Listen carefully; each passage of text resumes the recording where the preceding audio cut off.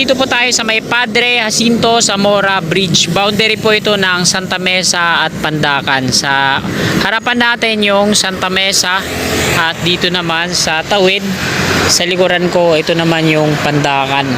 Itong tulay ng PNR, ito naman yung magiging NSCR o North-South Commuters Railway Project.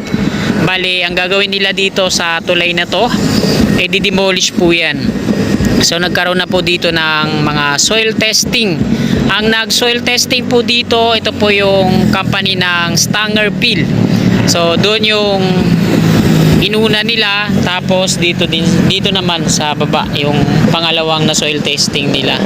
Bali, ang gagawin pong construction dito sa tulay na to ay balance cantilever construction.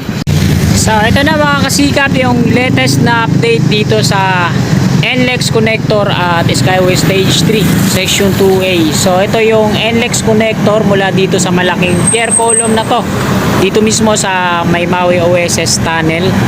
Ayan yung mga rebar cage patungo doon at yung mga pier columns hanggang doon sa Ramon Magsaysay Boulevard. Ayan po yung NLEX connector Section 2. At dito naman sa ating likod, ito naman yung Skyway Stage 3 Section 2A. So meron siyang 5 pier column dito na double decker.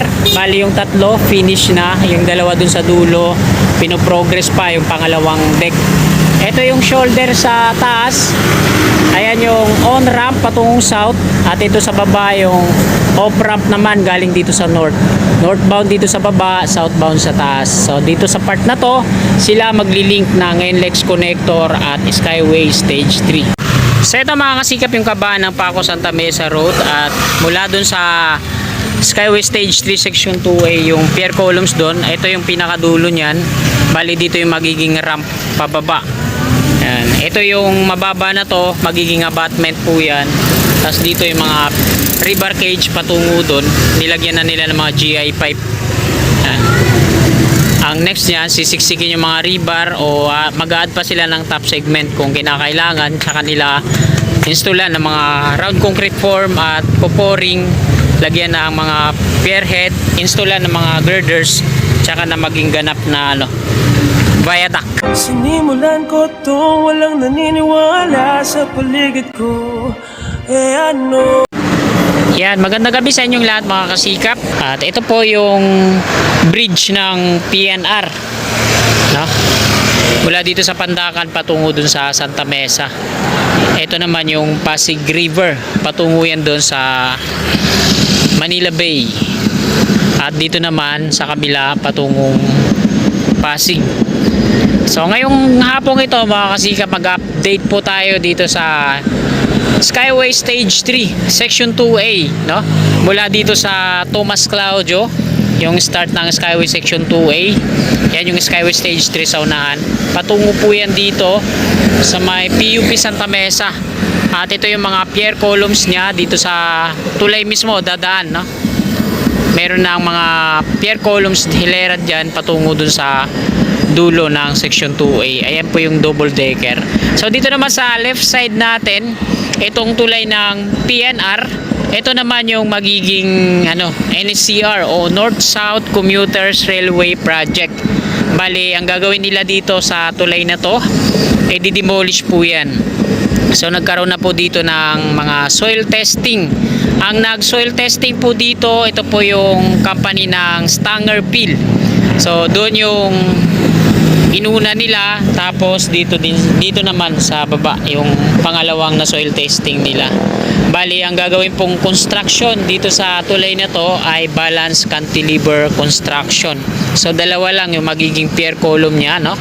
Mga dambuhalang pier column. Dito yung magiging pier 142 niya, no?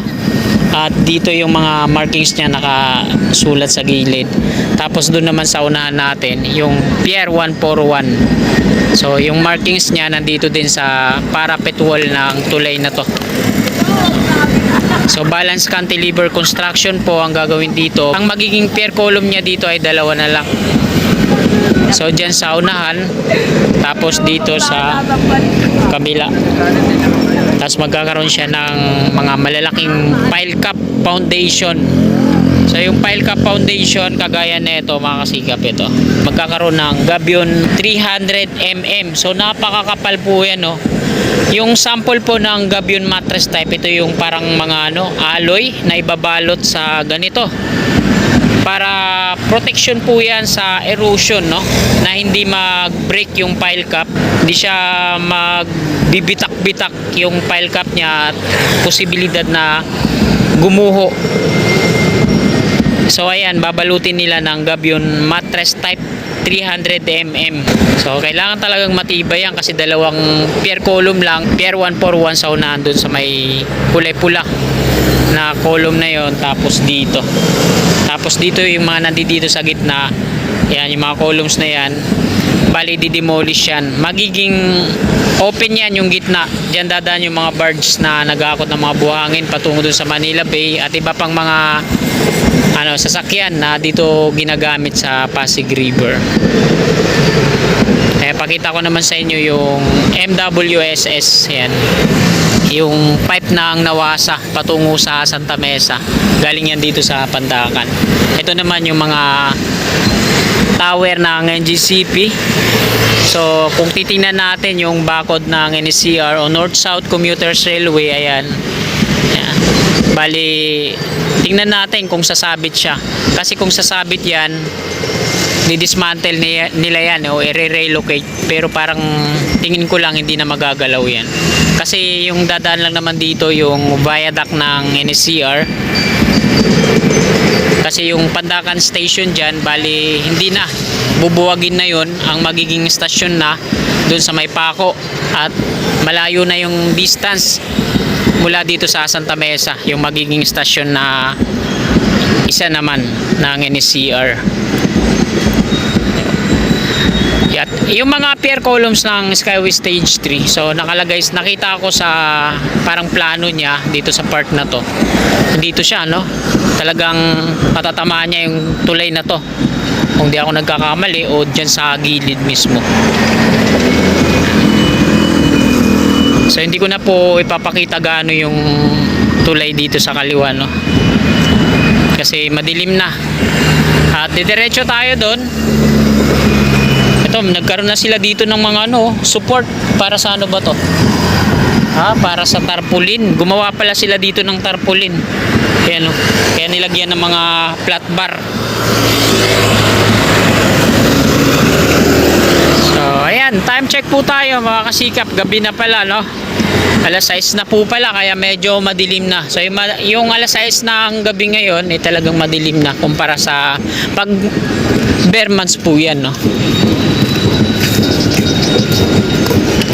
Pero pag hindi naman bare months, yung alas 6 sa maliwanag na maliwanag pa. Yan. Meron ding tower ng NGCP sa part na to. Ito na yung Santa Mesa. At ito na, nabakuran na rin nila yan, mga rib type na yero kulay brown. So dati, ito yung naging barracks ng Dumduma Construction. Sila po yung gumagawa dito sa Section 2A ng Skyway Stage 3. Subcontract po sila ng San Miguel Corporation. Ito yung barracks nila.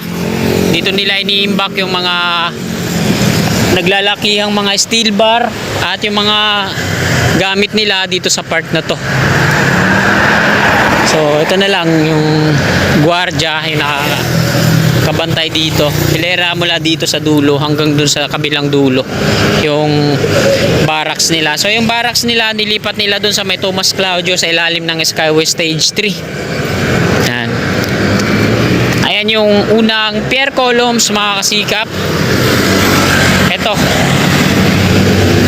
Bali, double decker kasi yung gagawin dito. May kapartner pa po yan. Bali, yung mga markings ng kapartner nito nandun sa kanan, sa may kabahayan, sa kabila. At ganun din yung kasunod naman nito, nandun din sa may kanan, sa kabila. So, ang nagawa na nila dito ay limang double decker. Pero yung dalawa dito sa unahan, yung nakabalot ng kulay green na net, pinoprogress pa lang nila yung coping beam sa taas. Ito yung pangalawang deck kasi double decker yan, no? Tapos the rest yung tatlo dun sa unahan malinis na, no? Yan, ito yung kapartner nito nandoon sa looban. sa gilid. Ito yung Padre Jacinto Zamora Bridge, no? Ito yung dati nilang inukupahan at ginawang barracks. So ayan yung bakod na yan ng kulay brown. Ayan yung sa NSCR o North-South Commuters Railway Project.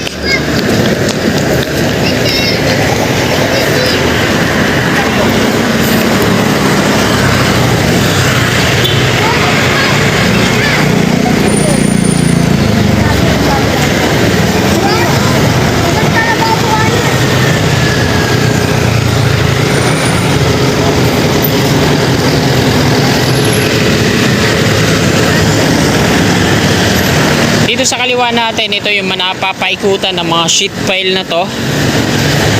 Ito, hindi pa nila na bubuto, no? Na-installan ng mga rebar cage. So dalawa to dito.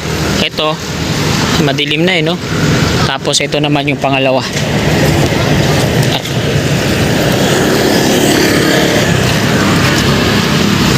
Ayan. Ito naman yung malaking temporary steel casing sa kabila, sa kaliwa. So ito na yung panglimang pier column ng Dumduma Construction. Ito yung section 2A. Yan, medyo malabo na yung kuha natin. Pagpasensya nyo na kasi gabi na. Ayan. Bali yung dito sa baba, yung unang deck, okay na po yan. Ang pinoprogress na lang nila dito yung nasa taas, yung pangalawang deck.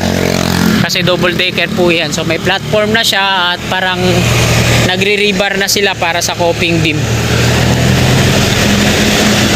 So meron silang mga steel ladder dito. Dito sila umakyat patungo dun sa taas. Meron din dito sa kabila. Yan. Ito yung mga catwalk. Ito yung ini-install nila dyan sa mga gilid-gilid. So wala na tayong madaanan. Corner na tayo dito.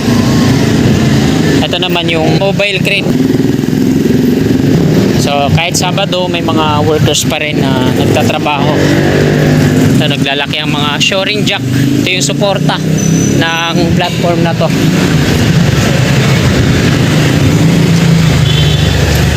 Meron din silang steel ladder dito, packet dun sa taas. Mga bahagi ng temporary steel casing. Ayan o. At ito yung tatlo na pier column na maayos na, no? Tapos na. Ayan, dami nilang mga steel ladder dito, mga catwalk. Ito naman yung Buddhist Chuchi Campus. So magkakaproblema yata dyan sa taas. Tatama ata yung ano niya, yung mga girders pag nag-install sila ng girders dyan. Ito naman yung tatlong nandito sa kaliwa natin. Ito yung mga bentonite container tanks. So dito nila ini-imbak yung mga bentonite slurry na ginagamit nila pag nagdi-drill. Hinahalo nila para sa ano, parang semento. Ano yung Buddhist Chuchi Campus.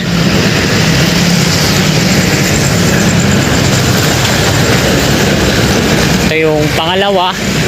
At ito yung last na pier column ng section 2A. So dyan sa unahan, mapapansin natin na mayroong mga pinoform din. Ayan naman yung mga pier column ng NLEX connector.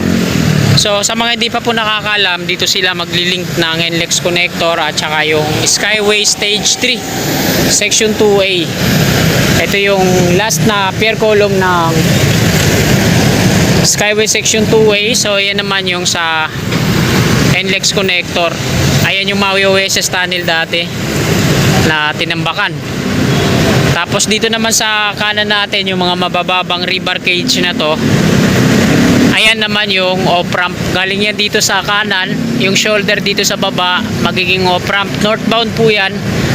Hilera sa Paco Santa Mesa Road. Tapos kakanan doon, patungong Valenzuela Street. At doon naman sa unahan, gasolinahan. So ayun naman yung magiging entry niya para naman sa on-ramp to south. So doon yun sa pinakatuktok yung southbound. Bali doon yung entry niya sa gasolinahan. Tapos yung mga rebar, patungo naman dito yan sa taas na shoulder. So ayan, tapos ayan, diretso patungo doon sa Ramon Magsaysay Boulevard yung NLEX connector. So ito yung progress niyan patungo doon. So ayan mga kasikap, Hanggang dito na lang po itong video na to. Marami pong salamat sa patuloy nyo suporta kay Kasikap Channel. At sana bago nyo lisanin itong video na to, pakilike na lang po sa mga kasikap naman natin na naabot ng video na to na di pa po nakakapag-subscribe. At willing po kayo na sumuporta sa akin, i-click lang natin subscribe dyan sa baba sa gawing kanan at yung katabi niyang bell. I-bell all po natin para always na updated po lagi tayo sa aking mga bago pang i-upload ng mga videos. Maraming salamat mga kasikap. Lagi po tayo mag-iingat. Magandang gabi at God bless po sa ating lahat. Sulatan ko lahat ng mga